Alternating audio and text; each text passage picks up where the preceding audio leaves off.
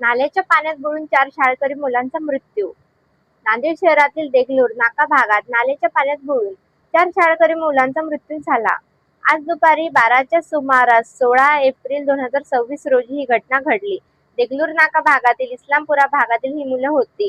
शाळा सुटल्यानंतर ही मुलं घरी जात होती. वाटेत हारून बाग भागात एक मोठ्या खड्ड्यात पाणी साचलेलं होतं.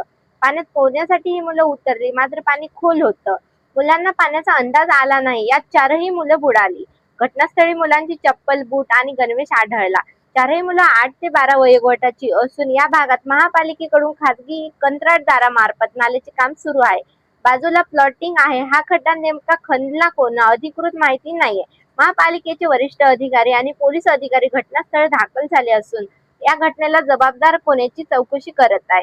चौकशीमध्ये मुलांची नावे: मोहम्मद अली 13 वर्ष, मोहम्मद फुरकान 18 वर्ष, मोहम्मद अदनान 8 वर्ष, मोहम्मद रेहान 11 वर्ष.